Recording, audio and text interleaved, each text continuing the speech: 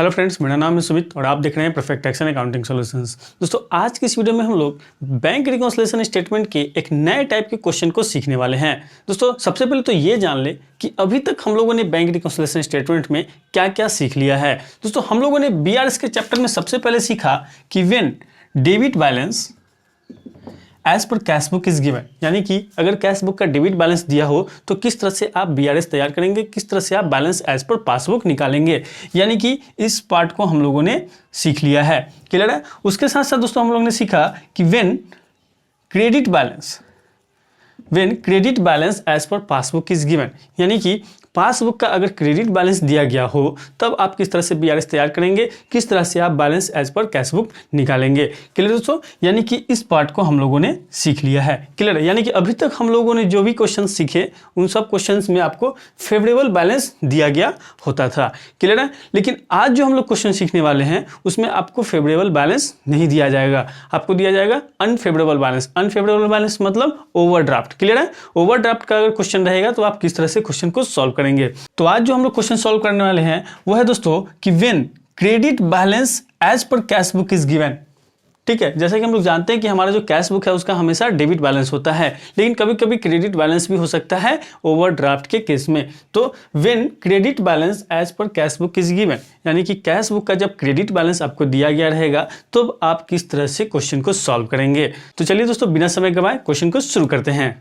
दोस्तों, क्वेश्चन शुरू करने से पहले मैं आप लोगों को सजेस्ट करना चाहूँगा कि जब भी आप बैंक रिकॉन्सिलिएशन स्टेटमेंट के क्वेश्चन को सॉल्व करें तो पहले एक रफ में अलग से कैश बुक और पासबुक बना ले और क्वेश्चंस में जितने भी ट्रांजैक्शंस दिए गए हैं उन सारे ट्रांजैक्शंस को आप इन दोनों पासबुक और कैश बुक में रिकॉर्ड करें। ठीक है। रिकॉर्ड करने के बाद देखें कि इन दोनों में क्या इफेक्ट आ रहा है। जो इफेक्ट यहाँ पे आएगा वही इफेक्ट आपका दोस्तों क्वेश्चन में भी आएगा, है ना। तो इस तरह से जब आप क्वेश्चन को सॉल्व करेंगे तो आप आसानी से तो क्वेश्चन को सॉल्व कर ही लेंगे, साथ ही साथ आपका कंसेप्ट और अच्छे से क्लियर होगा।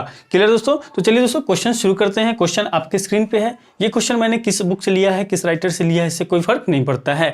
आपको दोस्तों कंसेप्ट समझना है। कंसेप्ट अगर क्लियर रहेगा तो आप किसी भी बुक के किसी भी राइटर के क्वेश्चन को आसानी से सॉल्व कर पाएंगे। क्लियर है। तो चलिए क्वेश्चन पढ़ते हैं। तो जो क्वेश्चन में करा है, from the following particulars ascertain the balance as per passbook. ठीक है। कुछ इन्फॉर्मेशन दिए गए हैं, उन इन्फॉर्मेशन की मदद से आपको क्या निकालना है दोस्तों, बैलेंस एज पर पासबुक निकालना है। क्लियर है। Of mister Ashok as on 31 March 2019, यानी कि 31 मार्च 2019 की डेट में आपको बीआरएस तैयार करना है। क्लियर है। अब दोस्तों क्वेश्चन में सबसे पहले आपको दिया गया है कि overdraft as per cash book on 31 March 2019, यानी कि overdraft balance as per cash book दिया हुआ है, यानी कि credit balance as per cash book दिया हुआ है। क्लियर है। तो सबसे पहले हम अपने बैंक रिकॉन्सिलिएशन स्टेटमेंट में लिखेंगे यहाँ पे ओवरड्राफ्ट बैलेंस या फिर credit balance as per cash book. कितना अमाउंट है दोस्तों, तो अमाउंट दिया गया है 10,540 रुपया। तो ये 10,540 रुपया फाइनल अमाउंट के कॉलम में आ जाएगा। क्लियर है। उसके बाद दोस्तों क्वेश्चन में आगे दिया है interest on overdraft for 6 month ending 31 March 2019 240। ठीक है। आपका जो ओवरड्राफ्ट था उस पर बैंक ने 240 रुपया इंटरेस्ट चार्ज किया। जब आपने अपने पासबुक को देखा तो उसमें देखा कि 240 रुपया बैंक चार्ज किया गया है। क्लियर है। तो इसे आप बीआरएस में कैसे दिखाएंगे, आइए इसे एक एग्जाम्पल की मदद से समझते हैं।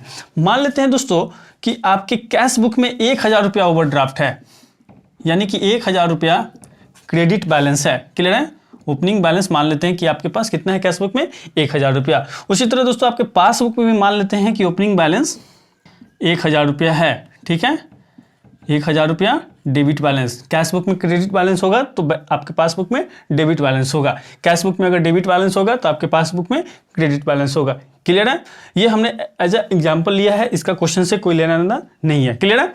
अब दोस्तों क्वेश्चन में आपको कह रहा है कि 240 रुपया इंटरेस्ट चार्ज किया गया है। ठीक है। तो 240 रुपया जब इंटरेस्ट चार्ज करेगा बैंक इस ओवरड्राफ्ट के अमाउंट पे तो क्या करेगा, डेबिट करेगा 240 रुपया से। ठीक है। तो आपका जो ओवरड्राफ्ट का अमाउंट है वो 240 रुपया से बढ़ जाएगा, यानी कि अब आपका ओवरड्राफ्ट का अमाउंट कितना हो जाएगा, 1240 रुपया। लेकिन जब अपने कैश बुक को देखेंगे तो आपके कैश बुक में कितना अमाउंट दिखेगा, 1000 ही दिखेगा, क्योंकि इसका एंट्री आप अपने कैश बुक में नहीं किया है। क्लियर है। अब दोस्तों जैसा कि हम लोग जानते हैं कि हम लोग बीआरएस क्यों बनाते हैं। बीआरएस दोस्तों हम लोग कैश बुक के बैलेंस को पासबुक के बैलेंस से मैच कराने के लिए बनाते हैं, ठीक है। तो यहाँ पे दोस्तों बैलेंस मैच कर रहा है, नहीं कर रहा है, क्या डिफरेंस आ रहा है दोस्तों? तो यहाँ पे आप देखेंगे कि आपका कैश बुक जो है 240 रुपये से कम है, जबकि आपका पासबुक 240 रुपये से बढ़ा हुआ है, ठीक है। तो या तो यहाँ पे आप 240 रुपये ऐड कर दें, या फिर आप यहाँ से 240 रुपये घटा दें, यही कर सकते हैं दोस्तों। लेकिन दोस्तों यहाँ पे आप ध्यान रखिएगा कि आपको balance as per cash book दिया हुआ है, यानी कि आपको सिर्फ कैश बुक का बैलेंस मालूम है, तो आप जो भी चेंजेस करेंगे वो आप कैश बुक के बैलेंस में ही चेंजेस करेंगे, ठीक है। तो आप क्या करेंगे दोस्तों, यहाँ पे अपने कैश बुक के बैलेंस को 240 रुपये से बढ़ा लेंगे, क्लियर है। तो यहाँ पे लिखेंगे दोस्तों हम लोग add interest on overdraft for 6 month, ठीक है। क्वेश्चन में दिया हुआ है 6 मंथ, तो यहाँ पे लिख देंगे 6 मंथ। कितना अमाउंट दिया गया दोस्तों, 240 रुपया। तो ये 240 रुपया इस अमाउंट के कॉलम में आ जाएगा, क्लियर है। अब दोस्तों क्वेश्चन में आगे क्या कहता है, क्वेश्चन में दोस्तों आगे कहता है कि bank charge for the ever period ₹60, ठीक है। 60 रुपया बैंक चार्ज बैंक के द्वारा काटा गया है, ठीक है। क्या हो रहा है दोस्तों, बैंक द्वारा 60 रुपया बैंक चार्ज काट लिया गया, यानी कि डेबिट कर दिया गया। तो अब आपका ओवरड्राफ्ट का बैलेंस कितना हो गया, 1060 रुपीज़ डेबिट बैलेंस, क्लियर है। लेकिन इसका एंट्री आप अपने कैश बुक में नहीं किए, क्योंकि आपको मालूम नहीं था, आपने नहीं किया।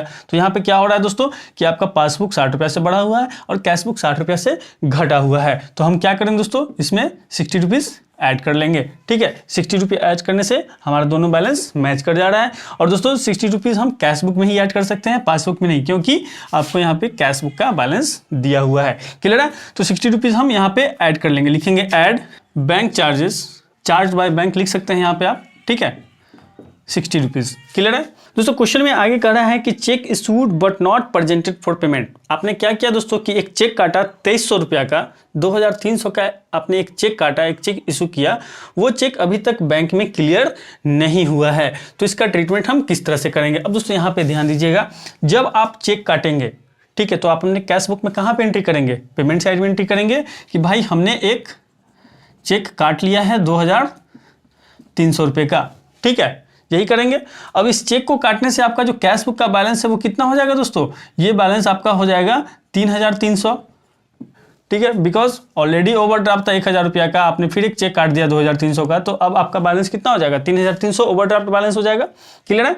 उसके साथ साथ दोस्तों अगर हम पासबुक की बात करें तो ये जो 2300 का चेक है ये आपके पासबुक में नहीं दिख रहा है, क्योंकि ये चेक अभी तक क्लियर नहीं हुआ है। तो यहाँ पे क्या हो रहा है दोस्तों, ध्यान दीजिएगा, यहाँ पे आपका कैश बुक का बैलेंस बढ़ा हुआ है और पासबुक का बैलेंस घटा हुआ है। तो हम क्या करेंगे दोस्तों, या तो कैश बुक के बैलेंस को घटा लेंगे या फिर पासबुक के बैलेंस को बढ़ा लेंगे। तो हम क्या करेंगे दोस्तों, यहाँ पे कैश बुक के बैलेंस को अगर हम 2300 से यहाँ पे घटा लेते हैं तो हमारा जो अमाउंट है कैश बुक का और पासबुक का वो मैच कर जाएगा, ठीक है। तो हम यहाँ पे क्या करेंगे दोस्तों, 2300 रुपया को इस बैंक रिकॉन्सिलिएशन स्टेटमेंट में लेस कर देंगे, ठीक है, थोड़ा सा जगह छोड़ करके, और यहाँ पे लिखेंगे less check issued but not presented for payment. कितना अमाउंट है दोस्तों, 2300 रुपया। तो ये 2300 हम यहाँ पे इस अमाउंट वाले कॉलम में लिख देंगे, क्लियर है। दोस्तों क्वेश्चन में आगे कह रहा है कि check deposited into bank but not cleared before 31 March 2019, ठीक है। आपको कहीं से चेक रिसीव हुआ, आपने उस चेक को अपने बैंक अकाउंट में डिपॉजिट कर दिया, लेकिन वो चेक 31 मार्च से पहले क्लियर नहीं हुआ, सॉरी यहाँ पे 31 मार्च 2019 होगा, ठीक है, 31 मार्च 2019 से पहले क्लियर नहीं हुआ, ठीक है। तब क्या होगा दोस्तों, अब दोस्तों यहाँ पे देखते हैं, जब आप अपने बैंक अकाउंट में चेक डिपॉजिट करेंगे तो आप अपने कैश बुक में एंट्री कर लेंगे, किस साइड में, रिसिप्ट साइड में, कि हमने एक चेक डिपॉजिट कर लिया।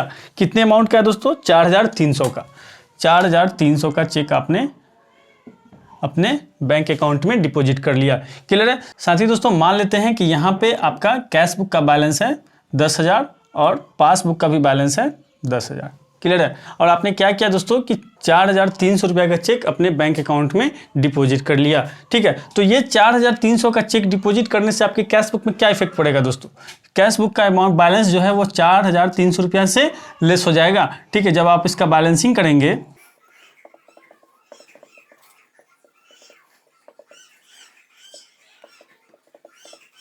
तो आपके कैश बुक में बैलेंस बचेगा दोस्तों 5,700। ठीक है, आपके कैश बुक में बैलेंस कितना बच रहा है 5,700। लेकिन दोस्तों ये जो चेक है ये एक्चुअली बैंक में क्लियर नहीं हुआ है, तो आपका जो पासबुक का बैलेंस है वो 10,000 के 10,000 ही है, यानी कि आपका पासबुक का बैलेंस जो है वो बढ़ा हुआ है, जबकि आपके कैश बुक का बैलेंस 4,300 से घट गया है। तो इन दोनों को मैच कराने के लिए हम क्या करेंगे दोस्तों, या तो कैश बुक में 4,300 अमाउंट ऐड कर देंगे या फिर पासबुक में से 4,300 को लेस करेंगे। तो जैसा कि दोस्तों यहाँ क्वेश्चन में आपको कैश बुक का बैलेंस दिया हुआ है, तो आप क्या करेंगे दोस्तों, कैश बुक में 4,300 रुपया ऐड कर देंगे। ठीक है, तो बैंक रिकॉन्सिलिएशन में हम लोग लिखेंगे यहाँ पे add cheque deposited but not cleared by bank. कितना अमाउंट है 4,300। क्लियर है दोस्तों। क्वेश्चन में आगे कर रहा है कि ए चेक डिपॉजिटेड इनटू बैंक इन फरवरी 2019। फरवरी 2019 को आपने एक चेक अपने बैंक अकाउंट में डिपॉजिट कराया। ठीक है, आगे कर रहा है दोस्तों वाज डिजॉर्नर्ड ऑन 31 मार्च 2019।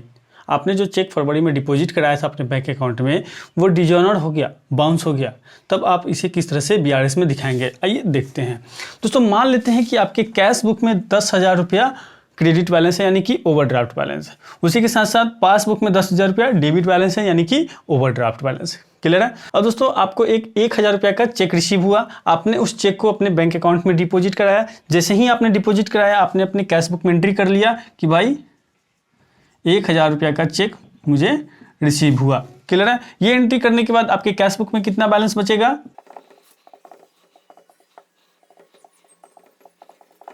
तो आपके कैश बुक में बैलेंस बचेगा दोस्तों 9,000 रुपया। लेकिन दोस्तों ये जो चेक है ये एक्चुअली में क्लियर नहीं हुआ और बाउंस हो गया, तो क्या ये चेक का अमाउंट आपके पासबुक में दिखेगा, नहीं दिखेगा दोस्तों। तो आपके पासबुक का बैलेंस कितना है 10,000 रुपया, जबकि आपके कैश बुक का बैलेंस कितना है 9,000 रुपया। तो यहाँ पे क्या हो रहा है कि 1,000 रुपया से आपके कैश बुक का बैलेंस कम है, तो क्या करेंगे दोस्तों 1,000 रुपया से कैश बुक के बैलेंस को बढ़ा लेंगे। ठीक है, तो क्या करेंगे अपने BRS में यहाँ पे ऐड करेंगे, add cheque deposited in February 19 but dishonoured on 31 March 2019। कितना अमाउंट है दोस्तों 1,000, तो ये 1,000 यहाँ पे हम लिख देंगे। क्लियर है। तो जितने भी एडजस्टमेंट थे सारे एडजस्टमेंट हमने इस BRS में कर दिए। इसके बाद दोस्तों क्या करेंगे, ऐड वाले अमाउंट को ऐड करेंगे। ठीक है, ऐड करने के बाद कितना आ जाएगा दोस्तों, ये हो जाएगा दोस्तों आपका 5,640। ठीक है, अब इस 5,640 को हम क्या करेंगे दोस्तों, इस अमाउंट में ऐड करेंगे। ठीक है, तो इस अमाउंट में ऐड करने के बाद दोस्तों यहाँ पे आ जाएगा 16,810 रुपया। उसके बाद दोस्तों क्या करेंगे, जो लेस वाला अमाउंट है उसको ऐड करेंगे। तो लेस वाला अमाउंट कितना है दोस्तों 2,300, और इस 2,300 को क्या करेंगे, इस अमाउंट में से लेस कर देंगे। तो लेस करने के बाद दोस्तों यहाँ पे अमाउंट आ जाएगा 0,831, यानी कि 13,880 रुपया। ठीक है, तो ये जो अमाउंट है, ये जो बैलेंस अमाउंट आया, यही है दोस्तों overdraft balance as per passbook. ठीक है, यही जो अमाउंट है दोस्तों ये होगा दोस्तों overdraft balance as per passbook. शुरू कहाँ से किए थे दोस्तों, तो overdraft balance as per cash book से आपने शुरू किया था, और कहाँ पे आ गए, तो overdraft balance as per passbook में आ गए। अब दोस्तों यहाँ पे एक चीज़ ध्यान रखिएगा कि ये जो बैलेंस आया है ये अगर निगेटिव बैलेंस आता, ठीक है, एकदम बहुत इंपॉर्टेंट पॉइंट है दोस्तों, अगर यहाँ पे निगेटिव बैलेंस आता तो ये दोस्तों ओवरड्राफ्ट बैलेंस नहीं होता। क्लियर है।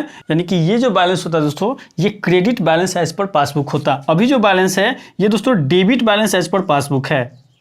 ठीक है, debit balance as per passbook है, लेकिन अगर ये अमाउंट निगेटिव में आता तो ये होता दोस्तों credit balance as per passbook, यानी कि फेवरेबल बैलेंस यहाँ पे हो जाता। क्लियर है दोस्तों। तो जब भी आप BRS के क्वेश्चंस को सॉल्व करें तो इसी तरह से अलग से एक रफ में कैश बुक और एक पासबुक बना लें, और इसकी मदद से जब आप क्वेश्चन को सॉल्व करेंगे तो क्वेश्चन तो दोस्तों सॉल्व हो ही जाएगा, और साथ ही साथ दोस्तों आपका कंसेप्ट भी अच्छे से क्लियर होगा कि आखिर इन दोनों में क्या इफेक्ट पड़ रहा है, क्यों हम यहाँ पे ऐड कर रहे हैं, क्यों हम यहाँ पे लेस कर रहे हैं। ठीक है, तो ये जो कंसेप्ट है ये आपका अच्छे से क्लियर होगा। तो आई होप इस वीडियो को देखने के बाद जब भी आपको क्वेश्चन में credit balance as per cash book दिया हुआ रहेगा तो आप BRS के क्वेश्चंस को आसानी से सॉल्व कर पाएंगे। दोस्तों वीडियो अच्छा लगे तो वीडियो को लाइक कर दीजिए, चैनल पर नया है तो चैनल को सब्सक्राइब कर लीजिए। Thank you for watching. Vande Mataram.